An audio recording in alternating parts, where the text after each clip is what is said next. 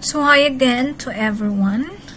Let us now proceed to our second topic for this week. Let us talk about the theory of MargaretNewman. Her theory is known as the model of health. So, the theory of health as an expanding consciousness actually stems from the theory of Martha Rogers, of unitary human being. So, the theory of health as expanding consciousness was stimulated by concern for those for whom health is the absence of disease or disability is not possible, according to Newman. The theory has progressed to include the health of all persons regardless of the presence or absence of disease. And the theory asserts that every person in every situation, no matter how distorted and hopeless it may seem, it is still part of the universal process of expanding consciousness. Okay? A process of becoming more of oneself, of finding greater meaning in life, and of reaching new dimensions of connectedness with other people and the world. That's according to Newman in 2010. So let us talk about the theorist. The theorist, or Newman, was born on October 10, 1933 in Memphis, Tennessee. She earned her bachelor's degree at the University of Tennessee in 1962 and gained her master's degree in 1964 at the University of California. And she got her doctorate degree in 1971 at New York University. So like other authors, she published different books, and here are the sample of her books. The Theory Development in Nursing, which was published in 1979, and Health as Expanding Consciousness, which was published in 1986 and 1994, and A Development Discipline, Selected Works of MargaretNewman, which was published in 1995. So, the theory of Newman was actually influenced, diba? As I mentioned earlier, was influenced by Martha Rogers. Okay? Marami pa ang mga pinagkukuhanan niya ng idea to create the theory, like Isaac Bentuve, Arthur Young, and David Bohm. So, yun yung mga nag-influence sa kanyang theory. So, let us now discuss the metaparadigm of Newman's theory on nursing. According to her, nursing is the study of caring in human health experience. And the role of the nurse is, of course, to help the client recognize their own patterns. So, later, explain natin ano ba ibig sabihin ng patterns na to. Okay? The nurse facilitates patterns recognition in clients by forming relationship with the clients at critical in their lives and automatically connecting with them in an authentic way. And the nurse relinquishes the need to manipulate or control, and there is a greater ability to enter into this fluctuating rhythmic patterns or partnership with the clients. Medyo complicated kasi, or medyo abstract ang kanyang theory. But later on, as we move along with our discussion, you will be able to understand this. So, the nurse helps an individual, family, or community focus on one's pattern. Ano ba yung mga patterns na yan? So, let us check this video clip for you to be able to understand kung ano ba yung pinag-uusapan na pattern here.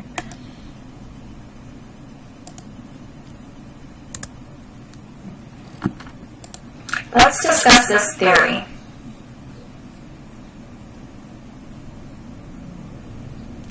In the past, the standard thought about health based off the World Health Organization and Rogers' theory was that health was the absence of disease or disability. while being sick meant you had a disease or disability. Newman noted that this theory was flawed and simply not possible given the population of people with chronic conditions. She felt that patients with chronic conditions could be labeled as healthy. From this, she expanded on the theory by introducing the theory of health as expanding consciousness. So what is Newman's theory? The theory asserts that every person and every situation, no matter how disordered and hopeless it may seem, is part of the universal process of becoming more of oneself, of finding greater meaning in life, of reaching new dimensions of connectedness with other people and the world.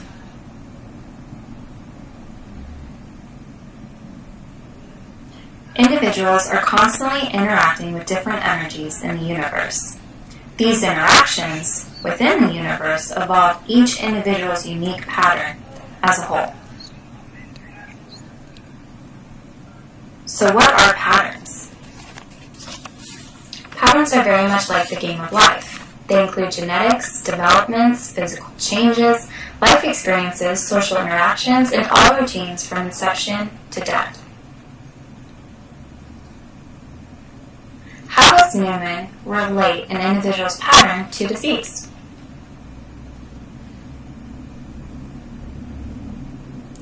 Throughout the lifespan, diseases manifest themselves through the individual's evolving patterns from person to environment interactions.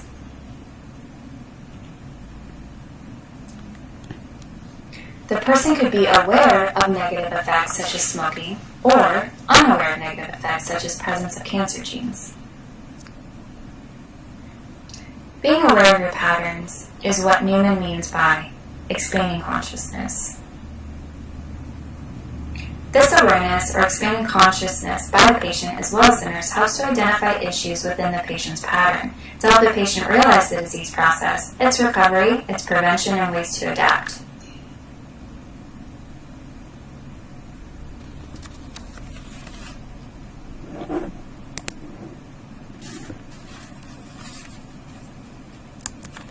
So, I hope you understand that video clip. Okay, so according to Newman, nursing involves 9 patterns of interaction. And what are those interactions? So, these are the dimensions of choosing, communicating, exchanging, feeling, moving, knowing, perceiving, relating, and valuing. So, each of these, madali naman siyang intindihin kung ano ibig sabihin ng choosing, how you communicate. So, that is very self-explanatory naman. The pattern recognition comes from within the observer. Okay. So, in this diagram, okay, this showed the nurse and patient coming together and moving apart in process of recognition, insight, transformation. So, transforming presence when the difference or when there is a difference that the nurse makes. Okay? So, here in this pattern, the nurse will continue to connect with the clients as they move through periods of disorganization and unpredictably to arrive at a higher organized state. So, the nurse comes together with the clients pagdating dito sa gitna, no? At these critical choice points in their lives and participates with them in the process of expanding consciousness. Yan. So, magpang-abot sila dyan. So, it depends na yung patient and nurse, so magpang-abot sila dito, and then it's up to them to decide kung ano yung gusto nilang mangyari. So, here, release of anger or hearts, meaningful relationships or place in the world. Or dito sa kabila, experiencing transforming power of presence. Okay? So, the persons as individuals are identified by their individual patterns of consciousness. So, this is the center of consciousness within an overall pattern of expanding consciousness. So, here, the person or the clients are viewed as participants in the transformative process. Okay, the definition of persons here includes the family and the community. And on environment, it was not explicitly defined. So it was described as being the larger whole which contains consciousness of the individual. So the client and environment are viewed as unitary evolving pattern. So on health, so health is a fusion of disease and non-diseases. It creates a synthesis that is regarded as health. And the essence of emerging paradigm of health is pattern recognition. So, disease and non-disease each reflect the larger whole. So, therefore, a new concept of health or pattern of the whole is formed.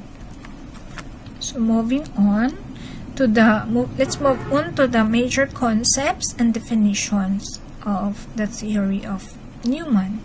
So, on health, so health is regarded as the evolving pattern of the person in the environment. So what happened between them?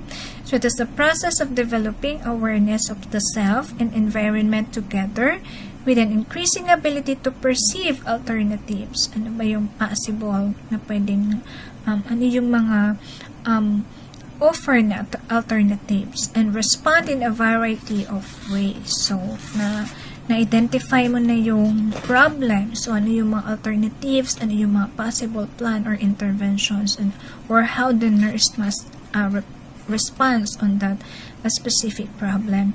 Based on the premise that life is an ongoing process of expanding consciousness. So, health is relational and is patterned, emergent, unpredictable, unitary, intuitive, and innovative. That's according to Newman.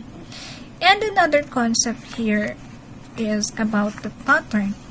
So pattern refers to information that depicts the whole understanding of the meaning and relationship at once. It is a fundamental attribute of all there is and gives unity in diversity. So pattern is the pattern has characteristics that include movement, diversity, and rhythm. So, alam mo naman yung pag sinabi ng pattern, diba, from the word pattern, meron siyang may format or parang ganun siya. Actually, pattern is what identifies an individual as a particular person. Ito yung nagdi-differentiate sa person na ito yung pinagkaiba niya or bakit siya naging unique. Okay? So, somehow intimately involved in energy exchange and transformation, and it is embedded with the concepts of movement, time, and space.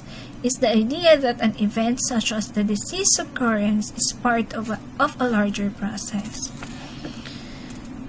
So, an example of explicit manifestation of patterns of a person are the genetic pattern that contains information that directs of becoming, the voice pattern, and movement pattern.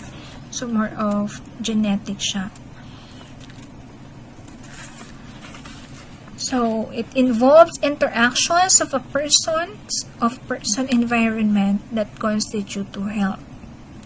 Consciousness. When we talk about consciousness, ang ibig sabihin ni Newman here, it refers to informational capacity of the system, the ability of the system to interact with its environment. So the system is the person. It is interconnectedness of the entire living system, which includes physiochemical maintenance and growth process, as well as the immune system. So the life process was seen as a progression toward higher level of consciousness. Here, ang ibig sabihin lang dito, Newman refers to consciousness, not only the cognitive and affective consciousness. Okay. So there are three correlates of consciousness that includes the time, movement, and space. So, speaking of time, it is an indicator in the changing level of consciousness kasi tumatakbo nga ang oras. The perception of time was seen as an indicator of humankind's health status. So, absolute consciousness refers to a state in which contrasting concepts become reconciled and fused. So movement and rest fuse into one, okay? Equated with love, where all opposites are reconciled and all experiences are accepted equally and unconditionally. Okay? So transcendence, ibig sabihin, is a process through which the person reaches the highest level of consciousness. So movement. Okay. This means that whereby one's perceived reality and therefore is means of becoming aware of self. Yung ibig sabihin ng movement. Movement through space is integral to the development of a concept of time in man and is utilized by man as a measure of time. It brings about change without which there is no manifest reality. So it is restricted in mobility by structural or psychological pathology who must adapt to an altered rate of movement. So time and space, this concept of space is inextricably linked to the concept of time. Time has an index of consciousness across the lifespan, and each moment has an explicit order and also enfolds all others, meaning that each moment of our lives contains all others of all time. So here, the Newman's and Young's model. So actually, the writing of Newman's focused heavily on concepts of movement, here, the movement, space, time, and consciousness. Okay, so movement means whereby space and times become reality. In times and space, it becomes reality. So this movement through time and space is what gives humankind a unique perception of reality. This brings changes and enables the individual to experience the world. That's according to Newman in 1979. Time, here, time is a function of movement. The example it is, the slower the person walks, the less subjective time is experienced. It measures consciousness, and time is a consciousness index that increases with age. Space-time and movement, yung space-time and movement later on become linked. Okay, so Newman stated that restriction in movement, space, and time have the effect of forcing awareness that extends beyond the physical self. What? Actually, that ends this presentation. Okay, so let me end this presentation by reading this quote. What you do today is important because you are exchanging a day of your life for it. So, thank you for listening. So, these are the references. God bless you all.